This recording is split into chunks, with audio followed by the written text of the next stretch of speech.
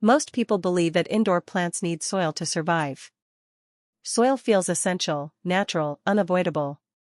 But what if some of the most popular indoor plants can grow in water permanently? No messy pots. No complicated drainage systems. No constant fear of overwatering. If you've ever struggled with watering schedules, soggy soil, or root rot, this might completely change how you care for plants at home. Today you'll discover 7 easy indoor plants that grow in water, how to keep them healthy long-term, and what most beginners get wrong when trying to grow houseplants this way. Growing indoor plants in water isn't just a social media trend. It's practical. It's clean. And for many people living in apartments or small spaces, it's far easier than traditional soil gardening. But not every plant adapts the same way, and success depends on understanding a few simple principles. Let's start with one of the most reliable plants you can grow in water. Pothose is one of the most beginner-friendly indoor plants available. It roots incredibly fast, tolerates a range of light conditions, and adapts easily to water. If you place a healthy cutting with at least one node into clean water, you'll usually see roots developing within days. To grow pothose in water long-term, use room temperature water and change it every 7 to 10 days. Keep the container in bright indirect light, not direct sun.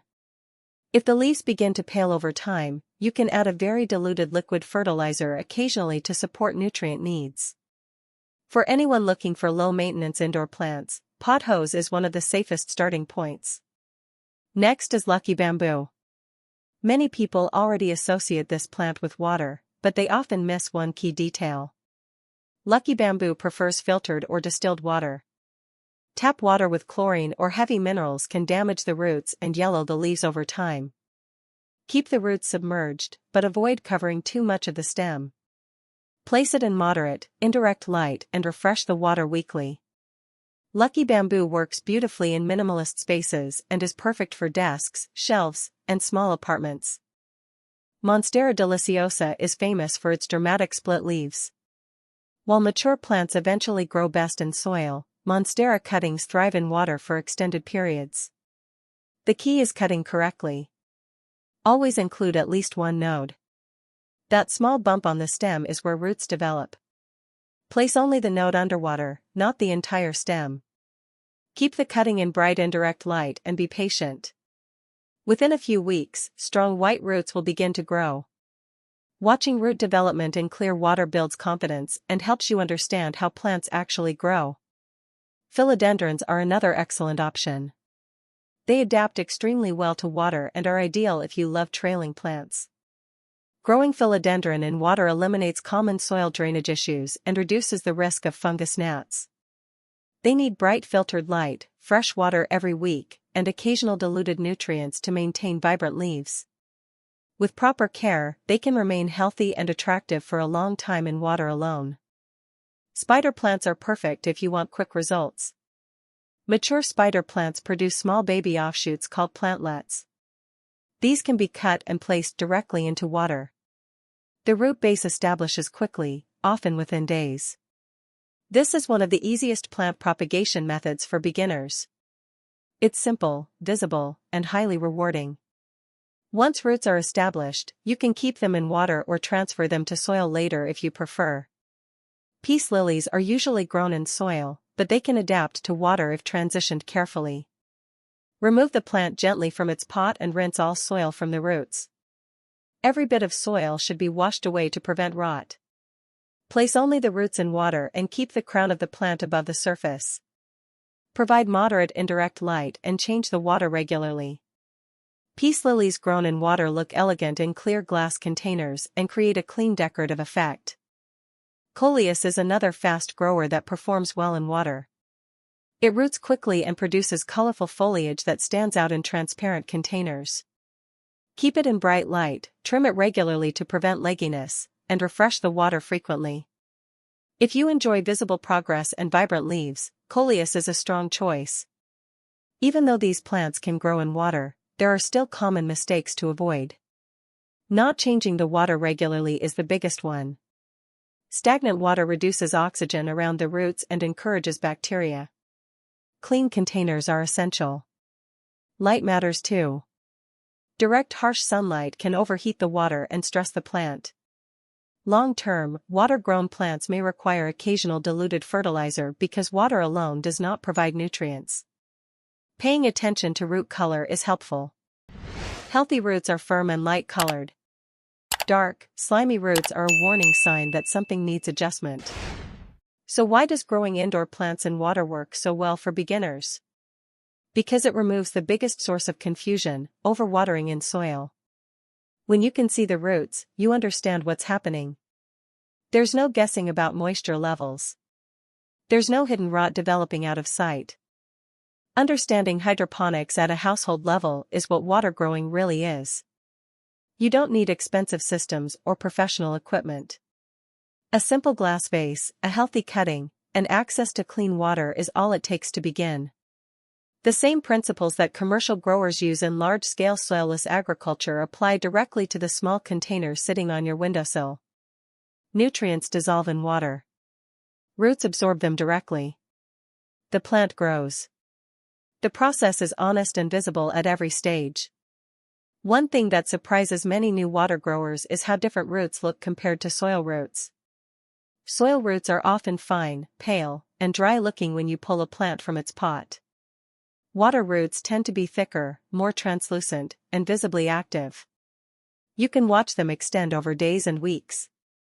This visual feedback is one of the most underrated aspects of hydroponic houseplant care.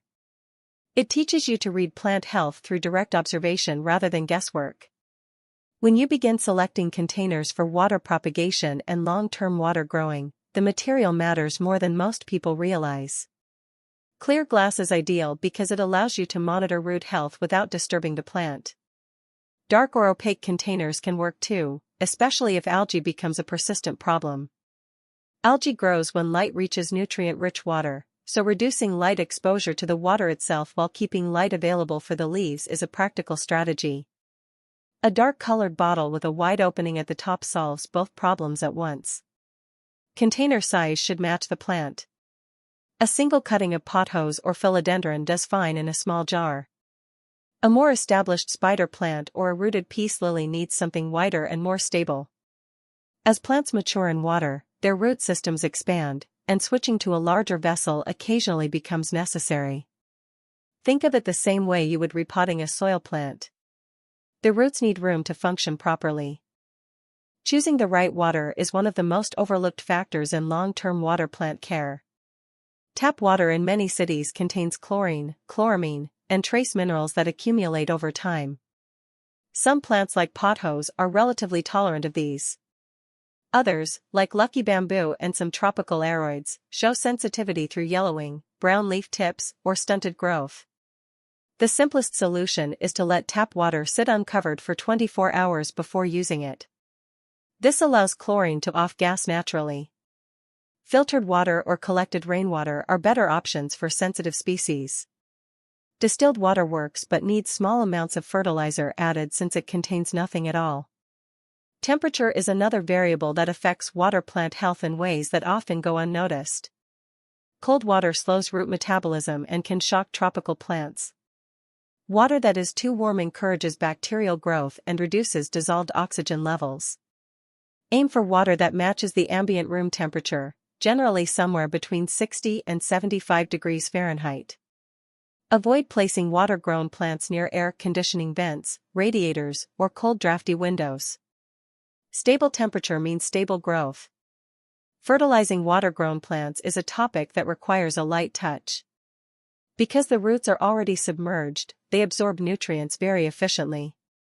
This means that too much fertilizer causes rapid accumulation and can actually burn roots. A very diluted liquid fertilizer, around 1/4 of the recommended dose for soil plants, applied once every 3 to 4 weeks during the growing season, is typically enough. In winter when growth slows, fertilizing once a month or less is sufficient. The signs of over-fertilizing in water plants include slimy residue on the container walls, brownish water that discolors quickly, and roots that look burned or mushy at the tips. Algae management deserves its own attention because it is one of the most common cosmetic and functional problems in water growing. Green algae forms when light, water, and nutrients combine in the container. It won't necessarily kill your plant, but it competes for nutrients, makes the container look unattractive, and can coat roots in a way that limits oxygen absorption. Managing algae starts with container choice, as noted earlier. But it also helps to clean the container thoroughly with each water change, using a small bottle brush to scrub interior walls. Adding a few small river pebbles or decorative stones at the bottom can help anchor roots while also discouraging algae formation in some cases. Some houseplants lend themselves particularly well to a technique called semi-hydroponic growing, which sits between traditional soil planting and full water growing. In semi-hydroponic setups, plants are placed in inert growing media like LECA, which stands for lightweight expanded clay aggregate. The plant sits in a net pot above a reservoir of water. The roots reach down through the porous clay medium into the water below. This method is highly effective for plants like orchids, anthuriums, hoyas, and even some succulents when managed carefully. It combines the root aeration advantages of soil with the nutrient delivery efficiency of water growing. For beginners who want to expand beyond basic water propagation, semi-hydroponics is a logical and rewarding next step. Understanding the relationship between light and water growing matters more than many guides acknowledge. Plants grown in water are often more sensitive to light changes than their soil-grown counterparts, primarily because they cannot buffer environmental stress through the moisture reservoir that soil provides. If a water-grown plant receives insufficient light, photosynthesis slows, nutrient uptake becomes inefficient, and growth stagnates. If it receives too much direct sunlight, the water heats up, oxygen content drops, and algae explodes. The ideal positioning for most water-grown tropical houseplants is within 3 to 5 feet of a bright window with no direct afternoon sun hitting the container. Seasonal changes affect water plants in apartments and homes just as they affect plants growing outdoors. During late autumn and winter, light levels drop, day length shortens, and most houseplants naturally enter a period of slower growth. Water-grown plants follow the same pattern.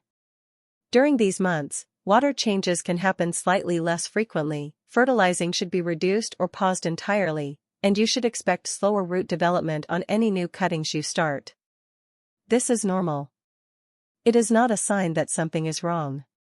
Recognizing seasonal plant rhythms helps you stop interpreting natural slowdowns as failures. Propagation through water is also one of the best ways to share plants with friends, family, and neighbors without any cost. A single established pothose, philodendron, or coleus can produce dozens of cuttings over time. Each cutting can be rooted in water and given away, traded, or used to fill other spaces in your home. The low barrier to entry makes water propagation one of the most community-oriented practices in urban gardening. Some cities and neighborhoods have plant swap events where water-rooted cuttings are exchanged freely. If you have a thriving water-growing setup at home, you are always only a few weeks away from having something new to share. The aesthetic dimension of water growing is also worth celebrating. A collection of clear glass vessels in different shapes and sizes, each holding plants at various stages of root development, creates a genuinely beautiful living display. The interplay between green foliage, white or pale tan roots, and the transparency of glass produces a layered visual effect that no soil pot can replicate. Interior designers have recognized this for years. Architects who design biophilic spaces, meaning spaces that incorporate natural elements to promote well-being, increasingly include water-grown plants as accent elements in residential and commercial environments. For renters who cannot make permanent changes to their homes, water growing offers particular freedom. You can move containers easily, rearrange them as light conditions change throughout the year, and take them with you when you move without the mess of soil and drainage trays. From a practical standpoint, water-grown plants are some of the most portable and adaptable home decor elements available. The science behind why plants can grow in water traces back to the fundamental biology of how roots function. Roots do not actually need soil. What they need is water, oxygen, minerals, and physical support. Soil happens to provide all of those things in a conveniently packaged form that most plants evolved alongside over millions of years. But when you provide those elements directly through clean water, appropriate nutrients, and a stable container, the roots adapt. Many tropical houseplants evolved in environments where roots regularly came into contact with standing water during rainy seasons, streams, or high humidity conditions near rivers and forest floors. Their adaptability to water growing is not a trick or an anomaly. It reflects something real about their natural history. As you build confidence with water growing, you may find yourself looking at plants differently. A walk through a garden center becomes an exercise in evaluating which species might transition well to water. Reading about root systems and plant physiology becomes genuinely interesting rather than abstract. The hobby expands naturally as your understanding deepens. What starts with a single pothose cutting in a glass jar can evolve into a thoughtfully designed collection of water-grown specimens that brings lasting satisfaction and calm to your daily environment. If you want practical indoor plant guidance without guesswork, subscribe to Urban Plant Fix. And today, take one healthy cutting from a plant in your home and place it in water. Just one. Observe it over the next few weeks and watch what happens. You might discover that growing healthy indoor plants is far simpler than you ever thought.